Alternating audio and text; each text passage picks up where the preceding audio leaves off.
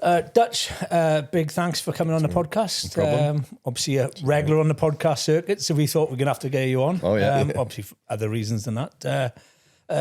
I'm presuming, mate, you obviously calls you Dutch either because your surname or your mum and dad were big fans of Arnold Schwarzenegger in Predator. Yeah. Surname. Cool, pretty cool name to be fair. I'll let you explain that one when you chat. Mate, obviously you're gonna obviously we're not gonna get too political. All the good guys and bad guys these days is pretty blurry, but you know you are backing for Ukraine and Gaza, the sort of two defining conflicts of our times anyway. They seem to just be going on and on and on, both from quite complex and different reasons. And you know, you obviously the roles you've been doing is kind of coming from a media and a humanitarian angle, which I'm sure the audience would be interested in doing. You know, a lot of people on the podcast are coming around the Iraq and Afghan model, but I don't suppose there's that much really coming out of these places, especially on the news. I don't think too much really what's actually happening on the ground to a certain degree is really known about. And yeah, mate, have to have you on. Thank you, mate. Thank you. Yeah, so we obviously know each other from SRMC. We're trying to remember which number it was, but back in 2020 September, and just it's quite good to hear your journey from that and your journey out of the military and that transition. We'd like to talk about that at some point as well. Yeah, but we'll start with where you grew up, and we'll not do full life story, but it sort of shapes who you are now. So it'd be quite good to go all the way back, mate, to how your childhood was and where you end up and how you end up and doing what you're doing now. Cool. So name's Stephen Holland. People know me as Dutch. 41 from Northwich in Cheshire, which isn't that far away from here. Road. And yeah, sort of grew up single household family as you do. My mum and my sister. My mum liked to drink. Sort of various sort of different male role models in my life as I was growing up. You know, I think from such an early age, I was looking for that sense of sort of belonging, needed to know where I wanted to be in my life, and had no real direction sort of growing up. Grew up on a big council estate, so I sort of had that council estate mentality. And as I've grown up, sort of going through school, high school, got expelled at high school, getting in with the wrong crowds, doing all the wrong things, you know, again, trying to find that sort of role model as you do when you're younger, looking up to the bigger lads, and what they intend to do is sort of intend to lead you down the garden path type of thing. And I always knew at an early age that I wanted to be in the military. I actually wanted to join the police, but with the police were such a big part of my life growing up because of my sister. You know, she was a nightmare, and I always knew from an early age that I never wanted to go down that road of constantly being locked up and ultimately ending up in prison. But I never got in. I applied for GMP, and due for the association, the associates that I had growing up, they were like, no. Went against you. Yeah. And that was it, and I was about 18. But sort of previously before that, I tried to join the military and I failed. I went to Lichfield and I had a heart murmur. And because I had no direction in life, the Iraq war had just started, the events of 9/11, and I sort of remember watching the planes hitting the tower. I've just got in from work. It's something that will stay with me for the rest of my life, because at that point there was an urge of, I want to go and do something about this. So it is embedded in such an early age in me. So sort of went through the whole process of trying to join the police, but sort of concurrently aligned with that, joining the military, failed. Mum wouldn't help me with the paperwork because I was still a minor at this point. And ultimately I retried and then I got into the army. Joined the Cheshire Regiment, which is my local regiment at the time, which then amalgamated to the Mercian Regiment in 2007. And straight away, we deployed on a residential tour in Northern Ireland, sort of working with the PSNI, doing all the stuff that we did in Ireland, which was interesting. But did you enjoy your time in the army? Like the process of joining and stuff, was that relatively smooth? Or? Yeah, no, well, I wouldn't say it was smooth. I think it was actually quite difficult, to get him sort of back then, because everything was a challenge, and you just wanted something so badly, you just didn't want it to fail. But ultimately, got in, went to my local regiment, and then for the next 10 years, sort of deployed all over the world. You know, I think post sort of World War II, the army was very busy when I joined the army, probably at times when you guys may have been in as well, you know, with Iraq, with Afghanistan, with Northern Ireland and all the other commitments that we had. So yeah, sort of joined the army, sort of thrown into a sniper course with absolutely no decision of mine, right? You sniper course, that's how it was back in those days. And then sort of thrown straight into a junior NCO cadre. I didn't want to do it, went and did it.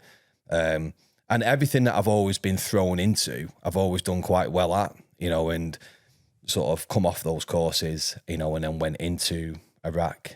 I think it was Optelic 10 or 11. And yeah, sort of as a ground holding force, went in sort of as a team commander stroke sort of sniper, as a relatively new one. And then sort of come back from there, you know, and then you start the process, don't you, of deploying to Afghanistan and all that type of stuff, various of different promotional courses. I was a full screw. But I think the changing point for me was Afghanistan. You know, I think being such a junior commander in Northern Ireland and Iraq, life was quite easy because I always had someone to look at for direction. But then when I went to Afghanistan in 2012, I think that changed my whole dynamics in life, you know, because I was much older, you know, I was much more experienced. And I was going into an area where a lot of people relied on me and my decision making. I was a full screw, but I then stepped into a platoon sergeant's position, you know, and you know that transition is quite big, you know, when you're making senior leadership decisions. And we went to Helmand, in a place called Nadi Ali, in the Kolpak North area, which is a very political and dangerous area of Kolpak. And we were there as ground holding. And we were in Afghanistan for 7 months. It was quite a difficult tour. You know, I was one of the only guys with operational experience. You know, the army then was relatively young. And I found myself in a decision-making process where ultimately the lives of 30, 35 people in a platoon ultimately was on me. You know, and that transition was quite quick because I never deployed to Afghanistan as a platoon sergeant. Something happened, which then I had to fill that gap. It was overnight, you know, and I was like, and now I really need to step up, you know, because ultimately these kids, and they were kids, you know, their life dictates on the decisions that I make on the ground. Up to you. Yeah. It's like being a grown up, and it's like it gets serious when you get that rank. You're not just thinking about yourself, you know, when it's a career then, isn't it? And like you said, your decisions matter. Yeah, massively. And, you know, we're going out one day, do we go left or right? Do we go out? What do we do? But we have to do something, you know, and I think as I've moved on with my life, you know, and a lot of problems that I had sort of post being in the military, which we'll talk about in the podcast, I think a lot of them started from Afghanistan. You know, and there's a lot of stories, you know, that I could talk about in Afghanistan that shifted my mindset, you know, and on things when I got older. But it made me respect life more. It made me realise that we're not invincible, you know, and ultimately that was Afghan. I come home from Afghanistan and very, very quickly I went into an instructor role at ITC Catterick. So when you join the infantry, you go to Catterick, you know, and it's a 6-7 month sort of tour, transitioning civilians into soldiers. And I went into an instructor role as a screw. Very physically demanding job, but it was a made to measure environment. You know, everything was by the book, scripted from day one up to day 32, week 32. Yeah. And it was good, but I was not the right fit for that role after spending the previous 18 months fighting and preparing to fight the Taliban. And ultimately, sort of after that, I just chose to leave the army. And then once I left the army in 2014, I think the next sort of 6 years after that, you know, I sort of found myself in a very big, scary world, sort of trying to find my place in life. And And then ultimately all the problems that the army had created for me, you know, with sort of trying to find myself, started to come out, you know, where I was just completely lost, you know. It's not an uncommon, like, that transition out of the military. For a lot of people find it difficult. I don't know if you can elaborate on, like, what went on, what, like, your personal experiences of that. Yeah, you know, so in the army, everything's done for you, isn't it? Yeah. Needs to go to the dentist, it's there. Needs to go to the shop, it's there. Everything's especially done joining from a young age, right? Yeah. You haven't lived any of that life. It's like being in jail, isn't it? Yeah. Everything's done for you. You're told when to go and do something. And now I'm in Civvy Street, you know, and now I'm trying to find where I belong in this huge environment where, respectfully, no one cares what you've been and done. Respectfully, they will, but they don't owe you anything, you know. And I think a lot of people, and again, I'm not being disrespectful, but I think a lot of people that have served, they think the world owes them everything. It owes you nothing, you know, and that's something that I have learned, you know, and that's just based on my opinion. And, you know, you've got to go out and find your way in life, and it's going to be difficult, and it was difficult. You know, I sort of went through all types of stages where my mental health was sort of shattered, didn't know what to do, felt lost. All I wanted to do was go back to the army. Why did you leave? I don't know. I left. It was there was a lot of people on the circuit at the time. A lot of my friends were on the circuit. And when There's some money to be made then as well. Money. You know, and when I said to you external noise in the questions, I wish I never left the army. In fact, it was the worst decision I've ever made. But I left due to external noise because I didn't have the courage to make a decision at that time and stick by it. Yeah. You know, and even though I'd gone off and done some pretty big things at such a young age by being in the army and deploying all over the world, whether that's on operations or in exercises, you know, in little things like that, you know, I didn't have the courage to stick by what I wanted to do. Yeah. And I was sort of influenced to go and do other things by listening to other people. And ultimately, a lot of my friends are out on the circuit. I fitted the remit to go and work in Iraq at the time, with being a screw, with having operational experience, because that was the requirements at the time. And that's what I went and did. So I left the army. And then I found myself very quickly. It was funny because when the OC gave me my sort of end of they try and keep you, don't they? Yeah. You know, and he was like, right, Court Holland, you know, what's this? And I was like, well, I'm going to go in. I've had enough of the army. I'm going to go and look for this life that's not really there. I'm sick of deploying all over the world. And then I left the army, and within a week of me leaving, I found myself in the places that I said I was never going to go back to, which was Iraq and Afghanistan. But getting paid more, right? Getting paid a lot more money, you know, than what I was on in the army, which in the short term, great. But in the long term, I was no better off. Yeah. You know, that's what I did. So you still spend it as well. You will always find a way to spend it, you know, and then when we talk about sort of adversity and when you talk about problems, you know, this is where my problem started, you know, so, but I was a problem that had money, which is a very dangerous mixture. You know, you've got still relatively young. I'm going to Iraq. I've still got a gun. I'm still with my army mates because a lot of them are in, you know, the regiment that I was in. Yeah, I had an absolute shed load of money to come home and spend it on. And all I was doing was lavishly spending, hiding the problems that I had because I didn't have the courage to deal with it. Well, most of the problems arise when you came home then, not while you're actually out. Oh, no. I was loving life because I was in an area which I thrived. And then me coming home, mowing the lawn, going to shop and putting in my washing in. Oh, what's this? I don't like this. You know, and I've got an appointment or I've got a girlfriend that I need to try and keep happy. And then all of a sudden it just spirals out of control. So I'm going to spend a load of money on something that I've never gained anything from. And I'll just go back to work. And, you know, and as you did that for the next sort of 6-7 years type of thing, absolutely nothing to show for it other than my mental health in tatters, you know, but ultimately these things you can keep putting a plaster on, but these things they will sort of come out at some point, you know, and I would say just before I did the course, you know, with you guys, I would say I was probably at the worst part of my life in regards to mental health. You know, I had absolutely no direction of where I wanted to be. And I was just trying to fit in to this world, and I just didn't know where to fit in. Yeah. So ultimately, you know, sort of left back into from contractor world in Iraq, various diplomatic and oil and gas contracts.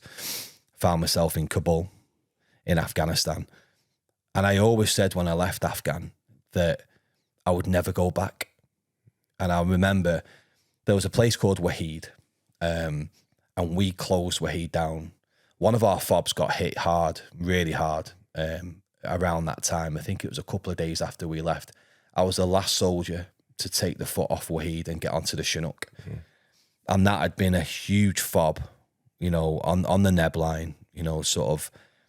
And for me to be the last soldier, and as the Chinook took off, I remember looking down at the whole of sort of Afghanistan, what I could see at that time. I was thinking, I'm never coming back here ever again. You know, and for me to find myself back there as a civilian was just, weird. What am I doing here? You know, and it was literally one of those points where I got to Kabul, landed, and I just remember seeing the mountains all around me. It was snowing, it was cold, it was miserable. And I thought, what am I doing here? I replaced a guy that had just been killed. So the Taliban had, I worked for G4S, and we were on the British Embassy. And in 2018, the Taliban attacked one of their sister camps, and they got onto camp.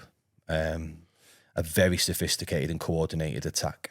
And the lad that was very sadly killed, I replaced him.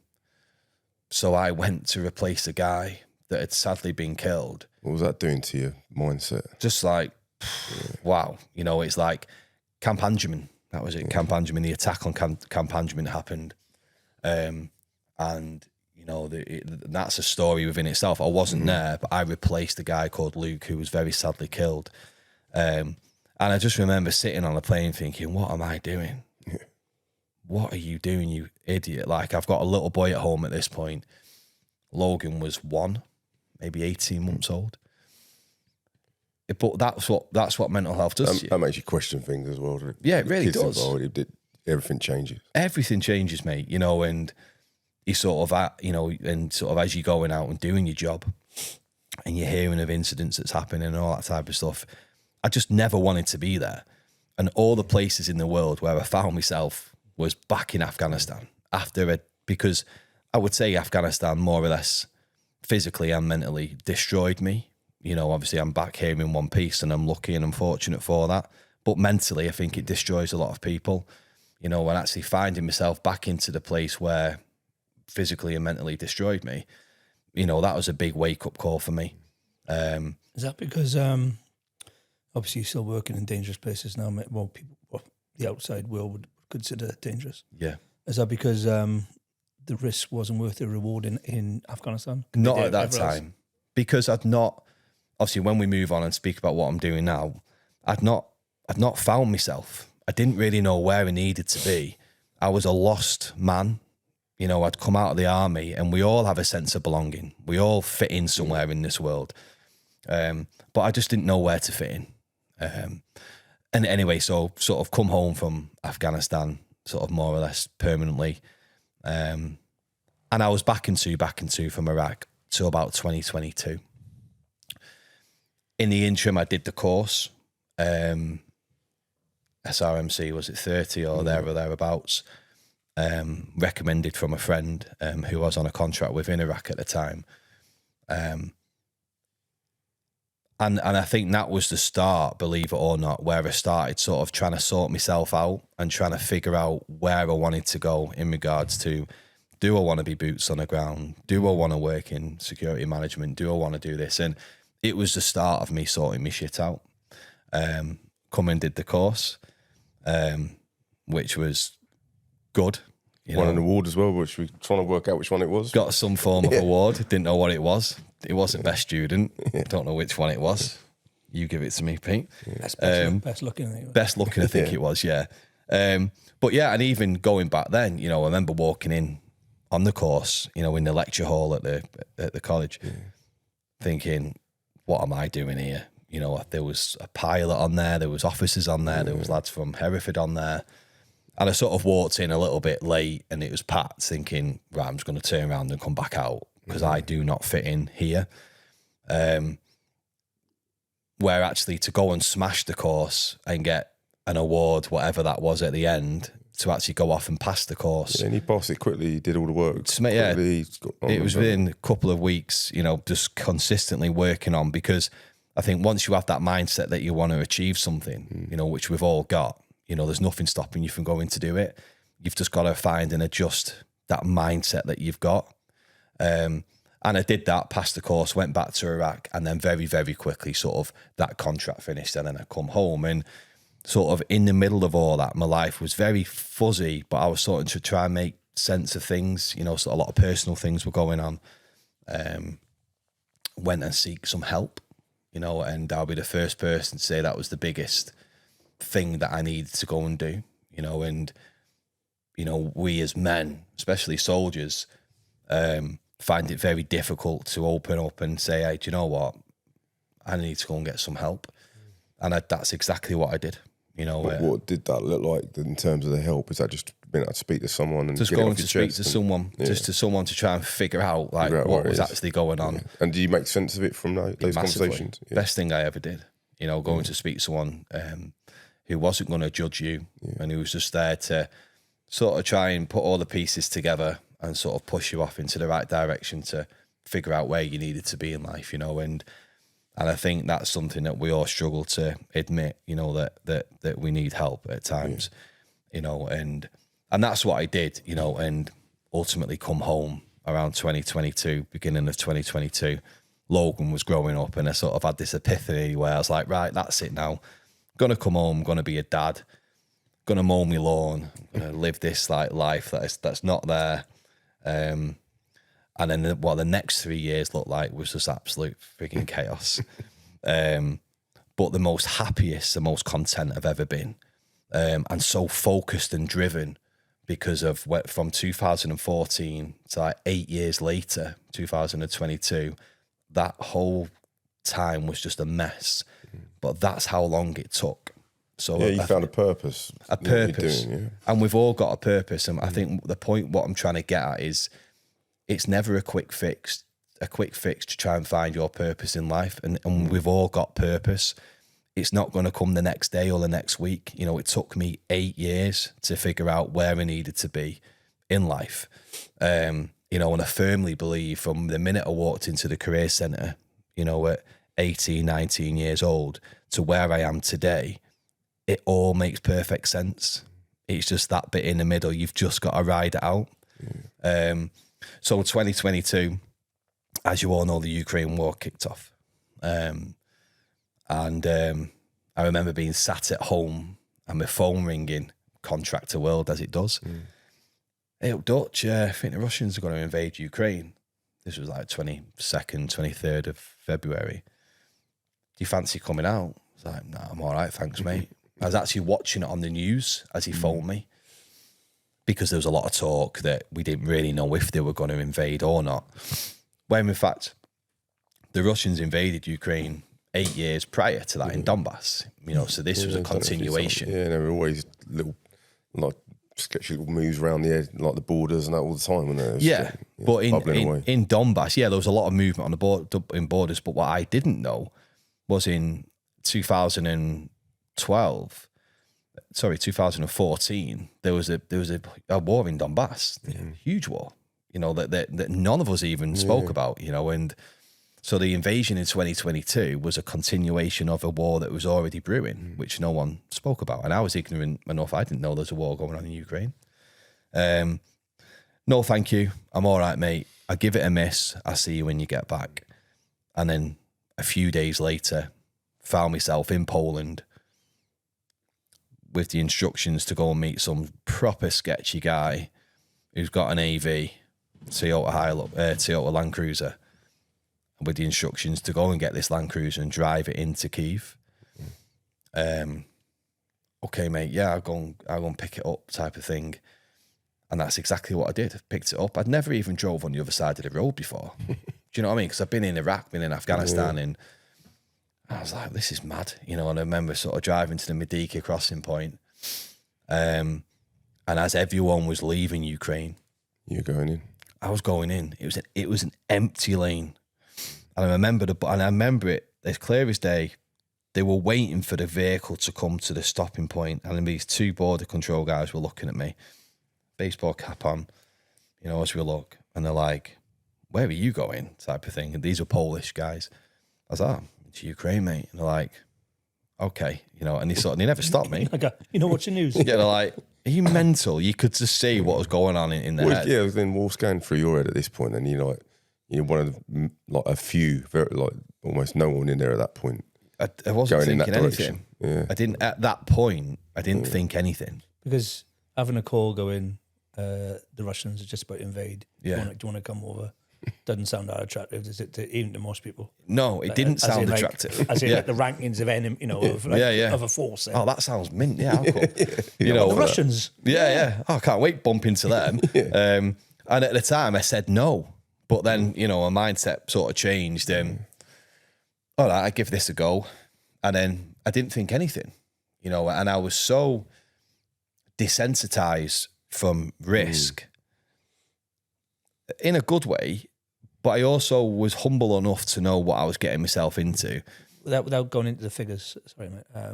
Financially, a good move. Yeah. That obviously helps. Decision making process. And it was like, oh, that sounds pretty tasty. Okay, I'll go and give that a blast. And I was out of work at the time, and the money normally goes with the risk, doesn't it? In that world, it really does, and it was money that I'd never earned before, which was always a good thing. You're also thinking, is it a reason why they pay me so much for this one? Yeah. Oh, that's good, mate. It's good pay, isn't it? Yeah, for a reason. Because no one's stupid enough to do it. But yeah, you know, and I found myself doing that, and sort of got to Lviv. It was quite late when I got there. And when I got to Lviv, sort of slept in this hotel. And then I got up in the morning and drove to Kyiv, you know, and that's when I started working for CNN. And I always remember when I knew, shit, like, I was driving, I had a Ukrainian with me who spoke fluent English. And we were told to go on this southern route into Kyiv because the Russians were advancing to the main highway that runs from west to east. It's called the E40. It's like the M6. There's a huge road that runs all the way through. And as I was driving through this city, I had the radio on, bit of background noise, and this alarm started coming through it. I was thinking, what was that? So, and as my window was down, I could hear the air raid alarm outside. And it's the first time I've ever heard the siren. And it is the most chilling, most scariest noise you will ever hear. Like echoes of World War II. Like end of days sort of noise sort of thing. Yeah, just like, and everyone's running. And I'm just like, well, I've got no brief. I didn't know what the alarm was. You know, the brief was see in Kyiv, mate. That was it. You know, so, and at that point, sort of looking at the territorial defence and these soldiers that have bared arms, who've got no experience with their old Kalashnikovs and no military, no discipline, nothing. They were just there to existence, just to be there because there was a war. At that point, I realised, what have I got myself into here? Well, yeah, so you got people running around with like zero to minimal training. Yeah, running around with weapons that they don't really understand how to use. No, even that adds a level of risk to it. Yeah, if they're on your side, like. Massively, because they don't know who we are, you know, and they've never dealt with people like us before. Everyone mega nervous and twitchy, and people were getting brassed up, and we didn't know what a checkpoint was, and they'd just open fire, you know, because them seeing lads in baseball caps and your typical CPX military guys, they've never seen us before. They don't know who we are. And that was it. And sort of went to Kyiv. And then the next 3 years was just chaotic, mate. You know, like witnessing what I've witnessed in Ukraine, working with CNN. And then I moved over to the New York Times, I'd say about 8 months later. You know, and when I say echoes of World War II. Just for the audience, providing security for them media teams. So I went to work with them as a security advisor. It was my job to mitigate the risk for frontline journalism. Armed? No, not armed. And we were just there as a sort of tick in the box, sort of external, you know, because obviously we come with medical training as well. And, you know, listen, like these journalists, you know, I'm not ignorant enough to say that these are very, very switched on people, you know, more experienced than me in that space. You know, I've come from a military background where I've been the fighting force engaging the enemy. I've then left and gone into a security role, which you're getting people in and saying, get in that car, we're moving. To now working with very, very famous within the journalistic space, journalists. And if you cannot justify the reasons you're stopping them from putting... Yeah, they want to get stories out there, right? You're gone, mate. Yeah. And it's as simple as that. You know, you are there to go that way in the safest possible way you can do it. And come up with a solution. And come up with a solution on how to do it. And they don't want you saying no, do they? These people? You can't say no. Yeah. You know, you can only say no when the risks really do outweigh the reward. But we're so early on in the war, they invaded on 7 fronts, but we were in Kyiv at the time. You know, we had the atrocities of Bucha, Borodyanka, Irpin, you know, the Battle of Hostomel Airport. Battles and incidents that will go on for decades and decades, centuries, you know, some of the atrocities that happened. And actually being a part of that and being the first person on the scene to a lot of these areas, you know, is something that I'm very humble and grateful for. But on the other side, seeing some of the worst things I've ever seen in my life, which we will come on to that. But for you to call and you to tell a journalist, you know, that he or she is not going to go and do something, that's a big call, because every decision that you make affects the millions of people that are waiting to see a story on the TV.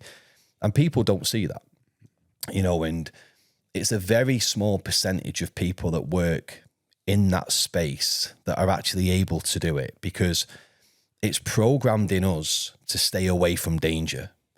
You know, so again, we're not the fighting force anymore. We are trained to keep people away from danger. Too dangerous, that is, we're going. Where now we're running that way, but in the safest possible direction. And you've got to reprogram yourself, you know, for editorial gain and reward and all that type of stuff. And when you've got no experience, it's actually quite difficult to do, because I never went and did any courses. I'd never worked in the media space before.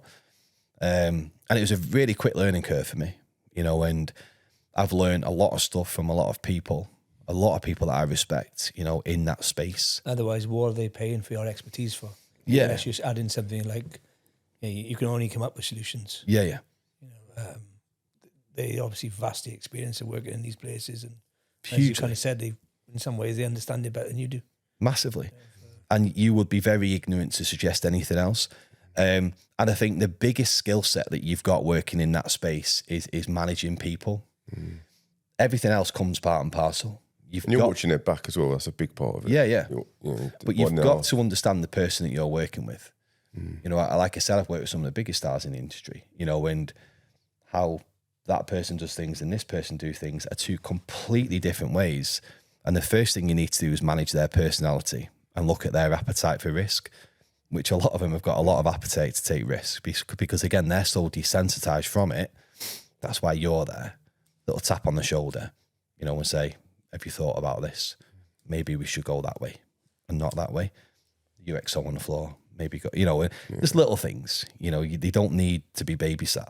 And that's what we did, you know. I worked with Christiana Amanpour in Kyiv, you know, when I was with her when we reported the atrocities of Bucha and Borodyanka and all that type of stuff. And for the next 3 years, you know, followed the biggest counter-offensive since World War II, you know, when the Ukrainians went on the counter-offensive, and moving from an urban to a rural environment is something that will stay with me for the rest of my life. You know, moving from Kyiv, moving to Kharkiv, fighting in the cities, for then when they were pushed out and on the bearing towards Donbass across the rural environment, you know, and I actually remember, you know, we were with this unit and they were literally chasing them. I think they pushed within a couple of days, you know, something like 50 kilometers, which is huge ground, you know, from a military setting, you know, in a conventional setting, you know, and actually being with these units, more or less chasing these Russians as we were there for stories, it was just, honestly, to watch that, it was just something that it will stay with me. And I remember coming out of the city and moving into the rural setting, texting me mate saying, this war has only just started. You know, everyone thought it was going to be done and dusted in days. 4 years now. Coming up to, well, in February, as a continuation. And with what I've seen progress over the last 3 years, with the advancements of AI, a war being fought by robots is just absolutely... But even though that's going on, there's still old school trench to trench fighting, like we haven't seen since World War II. Stalemate stuff. Just crazy. You get glimpses of that back here, don't you? But it's, you do. And it's one thing if you get going now, if you got deployed now with someone, you kind of know how both sides are doing it. You know, kind of what the risk, what the threats are. Kind of. Yeah. When you got at the beginning, you don't know. You didn't know if 1 million people were going to be coming over the border. Yeah. Completely different thing. You just don't know. And when I was there, the biggest concern that we had was a drone, which could fly 6 kilometers at max, with a grenade on it. That was like the worst thing you could have come across in 2022. Where now you've got drones that are so sophisticated with the advancements of AI. The fiber optic drones, the FPV drones, like these drone operators are more talented than a fighter pilot. Like they really are, with how they move and how the ability that they have to move these drones into areas at speed. A drone can travel 147 kilometers an hour.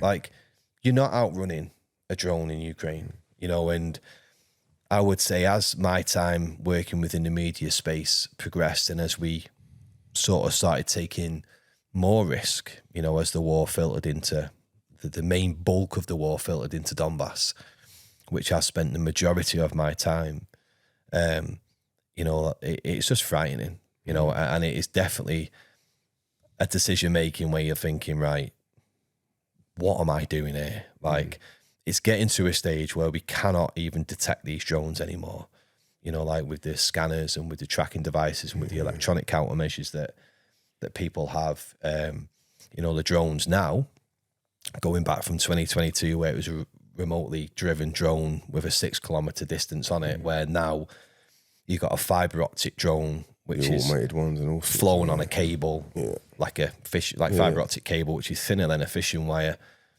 which is driven at pinpoint accuracy. There's no, you can't detect them, you cannot mitigate them.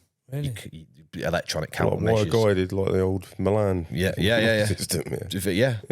You can't do anything with it. Flight right onto a point. Yeah. You can't jam it.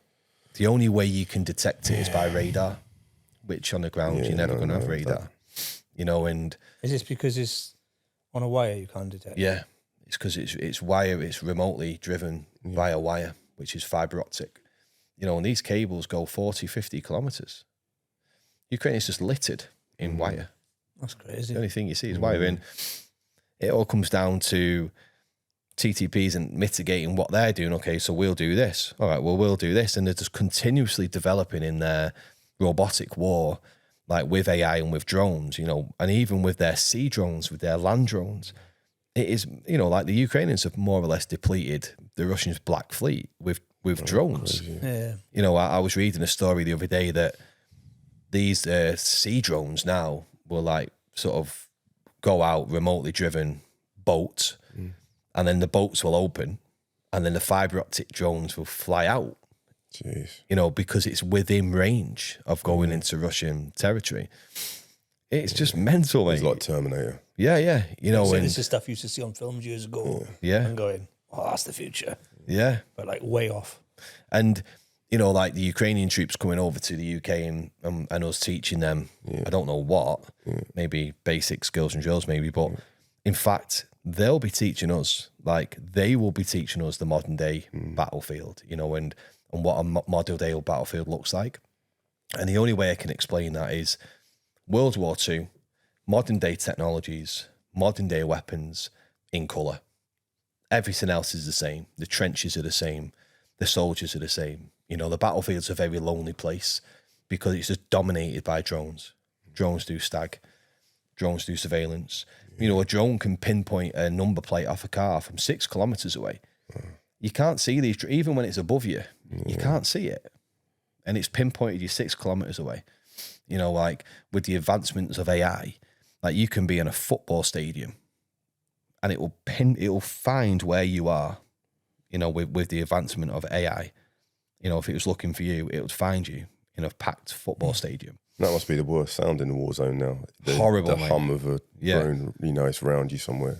And they say there was some form of study done, and they say the psychological effects, what drones have done to the soldier in the trench, it is making them go insane where they're being casevaced. They're literally hearing it when you're not even hearing it. When you hear a wasp and Oh, mate, it's the same. You know, and game now. It's a complete game changer. You know, and it's completely changed the dynamics of warfare. And how's that different? Where you're spending more of your time now in Gaza? Where does that conflict? Where does it differ in terms of? It's very different. Yeah. So in March, April of this year, started working out in Gaza. Moved into the humanitarian space. Just go back a little bit. So when I was in Ukraine, sort of working for CNN, working for New York Times, I actually covered a documentary called The Children of Ukraine, where I was the advisor for a documentary team crew. And what we were doing is we were doing a documentary on children, of the psychological effects war has on kids. It was just another gig. And when we start looking back to finding your purpose in life, it all started to fit into place with moving into Ukraine to where I find myself today. Warner Brothers produced it. Obviously, Warner Brothers was aligned with CNN, and this is why I ended up working. All the stars aligned. It was mental. So when I'd come off a gig with CNN, Warner Brothers were going to produce this documentary for ITV. So they were more or less funding it, but ITV were going to broadcast it. And I started working with this team crew. And very, very quickly, going from the dynamics of getting a journalist into a really difficult position in Ukraine, in, out, get in the car, we're gone, edit your piece, get it on TV, and we'll see you tomorrow type of thing. We were going in and we were staying in and we were working with these children. I think as being a dad, you know, we naturally show compassion to children. Yeah. And again, like these kids had lost everything. You know, and I remember doing one particular story on a kid called Vyacheslav. He was the very first child that I met who had 4 siblings, and he was the eldest one. He was 17 at the time. And he was in Donbass this one particular day with his mum, and the Russians attacked with Grad missiles. And they went into the bunker and it stopped. So Vyacheslav got out of the bunker with his mum. He told his brothers and sisters to stay because they wanted some food and water. And as they got out of the bunker and went to get food and water, they followed up with a secondary burst of Grad. She got onto the floor. He stood up in just complete panic. She was killed and he didn't have a scratch on him. And this was the first bit of exposure I'd had on not only the psychological effects it's had on children, but with the dynamic and what I seen or what, you know, I was so desensitized from emotion. You know, I've been Iraq, been Afghanistan, I've been the soldier, I've been the risk advisor. Hang on a minute, I'm sat with this kid who's crying his heart out to me like he's got nothing. And this is where the charity was set up. So sort of sat with this kid and he more or less buried his mum. This is just one story. You know, there's thousands of stories that happened every day that are going to come out at some point. Yeah. He buried his mum in the crater that killed her. Yeah. He went back to the bunker with all the claret and all that over him. He never said one word to his older brother, to the eldest brother. And he said, we need to go. And the story that followed after that, where he paid $1,000 for more or less a black a black market cab, how we would know it, to come into that area and get his family out, something that he did with money that they had in the house, because he knew that they needed to leave. And that's exactly what he did, you know, when he left, and he had a sponsor and he took all of his kids to the western side of the country. And these was one of the first kids that we worked with. And, you know, how sad is that? You know, and these kids have not even had a chance to process that, you know, like the psychological trauma and the psychological problems that he's going to have in older life, where he was just 17 at the time. Yeah, just burying it on him. Yeah. You know, and you look at him now, he's in university, you know, he's studying, he looks after his children, and the resilience of Ukrainians alone is just something that blows my mind. Like, if you want to know what resilience is, go to Ukraine and look at the Ukrainian people and see what they're dealing with. Yeah. What is, for people who don't know, what is like a not working day life look like for people in Ukraine? Yeah, obviously, I know it's going to be different in different regions and everything else, but yeah, how does it look on the ground as what normality looks like? So normality is, you know, it changes, like you said, moving from west to east, you know, but if your day-to-day life is they're going to work, they're trying to make ends meet, they're trying to feed the families. A lot of the men have been called up and they've gone to war. I think they've actually changed the conscript age now. That's not factual, but I believe that they're changing it to 18. But more or less under 21s, they just go to work, you know, and a missile, a bombardment will come. This is how resilient they are. Let's look at Kyiv. You can go to, have you ever been to Kyiv? No. It's like Manchester, it's like London. Coffee shops, everything's normal. All of a sudden, air alarms will go off. You've got time to respond. You go into the bunkers. You'll get this bombardment, absolute chaos for 30 minutes. Everything will come back out, sweeping the streets, moving the bodies.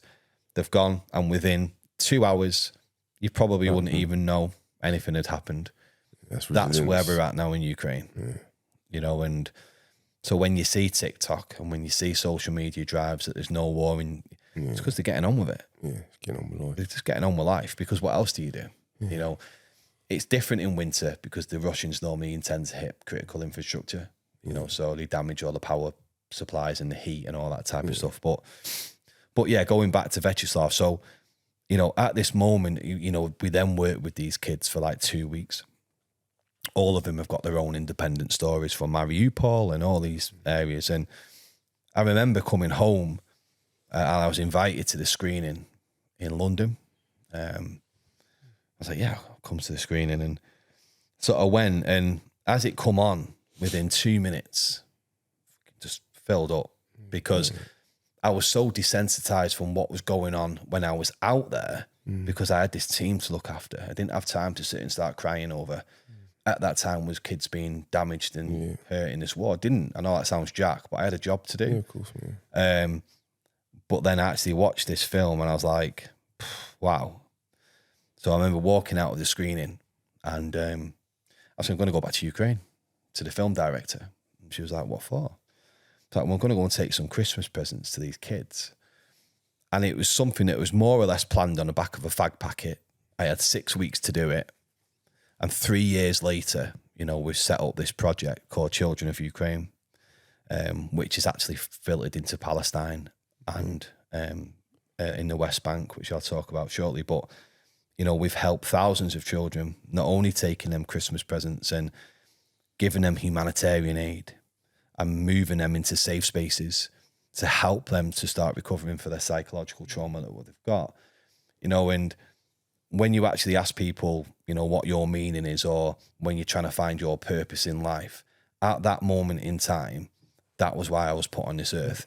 And everything before that was getting me prepared to deal with the stuff that I deal with today. Amazing, you know, and you've just got to keep chipping away at it, you know. And is that registered as a charity now? It was just as a project? Is it? It's very difficult to do that. Yeah. And I was going to ask that. Yeah, it's very difficult to. It's just a project. It's mine. Yeah. A lot of it's self-funded through people just making donations. We've got another trip coming up this on the 7th of December. What I'll do is I get my pickup, I get my trailer, I fill it to the brim with stuff, and I drive to Ukraine. And I drive all the way around Ukraine, give them these presents. Because when we talk about psychological trauma and when people say, you know, I think the best thing you can do as a human being is turn up. And if you can turn up in someone's life when they are at the most worst time of their life, and you turn up and go, I'm here, no matter under the circumstances and how much risk it takes you to turn up and help these people. In fact, that's the thing that's going to recover and help these people, not a present. Yeah. We just take that to make ourselves feel a bit better. If you actually turn up in Donbass, showing you care, right? And go, hey up pal, and they're like, and like grown men just break down and cry. There's no better feeling in the world. You know, if you could give me £1 million now, or I will always go to this person, because what we do is a tiny percent of help, you know, but if we can help one or two people in making them feel that there's people out there that care, well, that's the main aim of the project. How can people support what you're doing there, mate? Is there a lot just of through socials? Yeah, on the yeah. socials, and you know what a lot of things will be getting, mate, so people can get behind that. And and a lot of people do. It's very community driven. You know, and without people, I'd never be able to do this. But it's very rewarding, you know, and it's the best thing that I've ever done, which then has put me into the position of where I find myself today. So when I started working in that humanitarian space, I started getting hungry for it, thinking, how can I start helping more people? You know, I was literally helping a couple of kids, then it was 100 odd kids, then sort of moving into the thousands, where you're going into all these different orphanages, hospitals, bunkers, you know, actually going into train stations, and all these kids are in school, you know, in the underground sort of subway type of thing. And, you know, as there's a bombardment above him, you know, and we're just freely driving into these places, you know, thinking, right, well, let's go and see him. It's bonkers. And in March of this year, I got an opportunity to work for a global humanitarian company that are very active in Gaza. It's a sort of disaster relief, sort of more or less. They provide hot meals, and they have a mission statement where they do not think any human being should ever be deprived of the hot meal, no matter whether that's an earthquake, a flood, wildfire, whatever it may be. They will turn up as the first people to start cooking and putting meals into people's bellies. And that's what the founder of our organisation believes in. I got a offer to go and work in Gaza. I went through all the application and all that type of stuff. But more or less, I find myself in a position now where I work within a humanitarian space in Gaza. I'm the security manager, you know, in the decision-making of feeding 2.1 million people, you know. Things have changed in recent times with the recent ceasefire. Yeah. So at the time of this recording, this ceasefire has been going on for a couple of days, but back we'll see where it goes. We'll see where it goes. Yeah. We're in phase 1 at the minute, you know, and who knows, you know, a ceasefire's already collapsed once. You know, and as we move from phase 1 to phase 2, that little bit in the middle is so dangerous, with hostile actors and, you know, all the stuff that sort of brings the bad people out, really, who are trying to fight for political gain. But stuck in the middle of all this is innocent people, you know. And when I went in March, April, the borders were closed. Like, Gaza was going into more or less a famine because of the previous ceasefire that had collapsed. You know, and some of the decision making, you know, when you sit there and think, okay, like, right, you know, and you're sort of looking at, well, if I do this, that could happen. But if I don't do it, these people are going to starve to death, you know. And it's difficult, you know, it's really difficult to make these decisions, because what is the right decision? You know, ultimately, the decision that you're going to make is going to affect somebody, whether it's the people who are a part of the mission to feed somebody, or whether it's the people who are starving to death in Gaza. You know, and you've got to be resilient, and you've got to find the right mindset in that decision-making process, where you're never going to get it right all the time. But you've got to make change, you know, and we're the only organisation feeding in Gaza. You know, we're feeding over 500,000 people a day at the minute, you know, which is just, you know, but when I started, the cookers were turned off. Everybody was at home. You know, there was not one grain of flour in the warehouses. You know, to see where we are 7 months later, you know, that's massively rewarding, mate. It's massive, mate. You know, and but you've got to be humble. You know, you've got to see the change. Yeah, and there's a huge process that's behind that. You know, it's not just the decisions that I make, but ultimately, some of the decisions that you make, you've got to appreciate, or you've got to respect that it's going to affect somebody. You know, and as long as you can get up and put one foot in front of each other every day and say, right, well, I'm probably not going to get this right today, but as long as you can justify it and make change and adapt to it, that's all you can do, you know. And so that's where I find myself today in Gaza. You see yourself there for considerable future? Yeah. I think Gaza is going to go on for quite some time. Yeah. Is this a space that you see as your long-term path now, mate, in the sort of humanitarian sort of space? Yeah, but I've still got a keen eye for the media space. You know, like, if it wasn't for the work that I did with CNN or the New York Times, I'd never be in this position now, you know. And I've got a passion, you know, for humanitarian, but I've also got a passion for the media space, and it's a very interesting space to work in. It really is, you know, and I would never say never, you know, if I'd never returned to it. But there's two completely different things, you know, but ultimately both things enjoy going that way. And that's where the problem is, you know, and I think that's why there's no way on this earth that I could do what I do today without the experience I've had working in Ukraine. What about with the project, with the orphans, and have you got more ambition around that to keep that going? Yeah. So we're going to try and filter in. So I've already done bits of work in Palestine and the West Bank. This is stuff that I've just gone off and done myself. Going into aid camps, and again, just showing up. And for these kids, there's risk. There's huge risk that comes with it. But you showing up as a Western presence in these areas where they've probably never seen a Westerner before, they're like, who's this guy? Like, it's just turned up with a bag of toys, and you know, and it's just something I've got a huge passion for. No, awesome, mate. You know, the Middle East is different, and that does come with its associated risks. But Ukraine, I will be there till the end. You know, and I hope that Ukraine do win this war. You know, and I've always said from day one, you know, I'll be celebrating with them on Maidan Square, because they're just beautiful people. And I know there's two sides to this war, and I'm pretty sure if I spent some time in Russia, I'd probably think that some of them are beautiful people. But I've only been on one side of the fence, and I've only seen what they've done, and it's not positive and it's not good.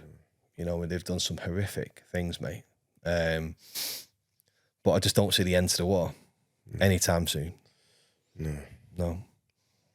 So no, there's so many different things at play in it, you know, at a geopolitical level of energy, of food, of kind of way beyond the people's lives. You know, that and Russia will look weak if they back down, and of the psychology of their people and of their leader, perhaps. But it's a complex war. They always are, but this is it's really difficult, and you've got to like, I wouldn't say take my hat off too, but you know, like, who are we to, you know, listen, like this thing's been brewing for years, and he's obviously, you know, Putin is a very clever man. You know, he's obviously got reasons for whatever he's doing, but it's a long game. You know, I believe that Russia, when the war started, I believe that Russia could sustain this war for 10 years completely on their own, independently, with no support of anybody. You know, if you look at the firepower that's going into Ukraine every single day, one Patriot missile is $5 million for one launch. $5 million, one launch for a missile, you know, and hundreds of these are going off every day from both sides. So, you know, I think they're playing the long game, but I think they've struggled because of the Ukrainian resistance. Some defence primes are doing okay there then, aren't they? Oh, God, yeah. Someone always does make money, don't they, from that? I can't keep going on. It's 40. I said nearly 4 years. Yeah, come this February, 4 years. You know, which a war which they thought would be done in days. You know, that's what the Russians thought, isn't it? Yeah, and they were so close to doing it.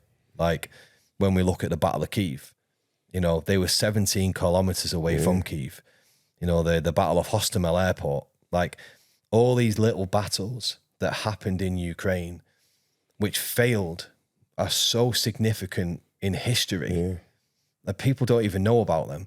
The Battle of Hostomel Airport, you know, those guys were the border guard, like Sergei with his Kalashnikov, and he was just on guard duty that day. He wasn't even a soldier, you know, and he was met with Russian airborne units that were coming in on the helicopters, jumping off to secure the airport for the IR-36, the equivalent of the C-130 or, you know, the aircraft that comes in to resupply. IL-76, I think it's called. You know, and these soldiers, elite, sort of very similar to our paratroopers, Marines, and they got their arses handed to them by the resistance. It wasn't the Ukrainian army that fought them back. It was eventually, but the nearest unit was 90 minutes away. And they never anticipated that the Russians were going to try and take control of Hostomel Airport.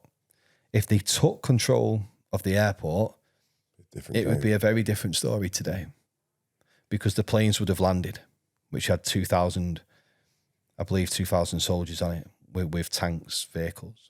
Yeah. There's multiple planes, and it was the only runway that was big enough to harbour to land the plane. Those stories will come out, won't they? Eventually, they'll all get, you know, the real heroes of the day. It was mental, you know, and Sergei and his Oppo, you know, sort of fighting these airborne units back, which then allowed the Ukrainian infantry who were nearby to get to within range to destroy the airport with their mortars, and that's what they did. And it was very time sensitive because the planes were inbound, they were coming, you know, and then they aborted last minute because the runway was destroyed. And just these little stories that no one really knows about. Oh, you know, amazing, mate, thanks for everything you shared today, and like seeing the work you're doing as well as Admiral or anything. And we're more than happy to try and support that and push that out, and we'll push that message out when we put this out. I'm not sure when it will go out, but I'm sure things have changed. But you know, brilliant seeing your story and the success, mate. You know, after the trials and tribulations along the way. Yeah. Thanks, mate. Awesome. Thanks for sharing it, mate. No, thank you, mate. Forget the success bit, but massive respect, mate, for what you're doing. Thank you, mate. Really admirable. Thanks for having me. No, cheers, Dutch. Pleasure, mate. Cheers, mate. Awesome. Cool name as well. You love that, don't you? Yeah. You can have it if you want. That was it. Awesome. Cheers, mate.